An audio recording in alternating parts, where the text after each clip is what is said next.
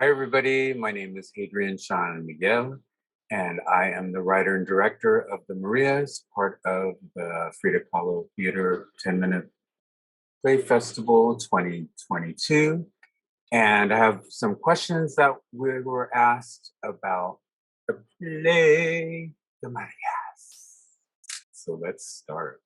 What is some of the issues that you may have encountered that has changed the filming of the play and the script?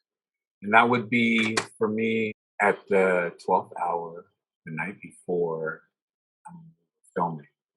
One of the actors had to drop out due to COVID, and this character was the main character. So it was a challenge for me because I had to rewrite the whole play essentially. The rest of the cast had to pick up some of those lines because then the play would not make any sense. And I ended up writing that character to be off screen. For me, that was a challenge, and that was something that had changed, and the ending ended up being completely different than what I had initially wrote. This question comes from Carlos Estrada, the writer of Secrets, and he wants to know, does the conflict about identity in the first two-thirds of the play mirror the conflict of identity resolved in the last third of the play?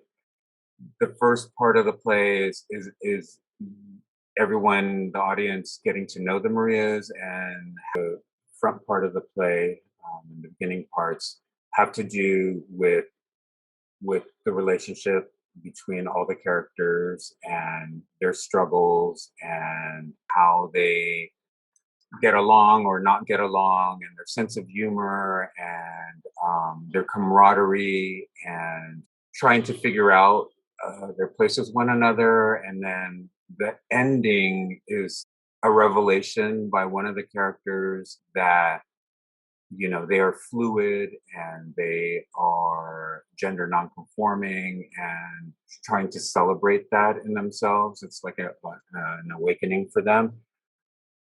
Sophie Goldstein, the author of Rosa, wants to know, where did the spark for your story come from? What was the inspiration? And do you have plans to make it into a full length? And if so, what do you think you'd like to highlight more?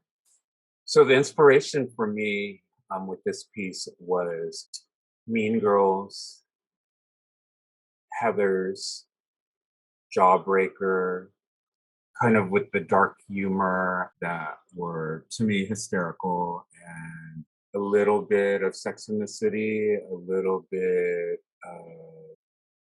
Clueless. What I would like to explore was written with the intention of it being a trilogy. So the first part is called The Marias, the second part is called The New Maria, and the third part is called La Doña Maria. The full length obviously will follow these Angelenos. They're in fashion school, and it will follow their life, their friendships and relationships, the trials and tribulations in finding their own identities and navigate through life from their 20s to mid to late 40s. You can look forward to seeing the story fleshed out, hopefully within this year. And also, we are shooting it as a web series right now with the intention of it being like 10 to 15 minutes long each episode. So please look for us on YouTube and other streaming platforms.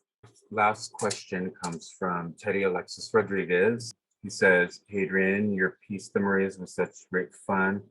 What are the stories that you still want to tell that deal with the LGBTQ plus and Latinx intersectionality?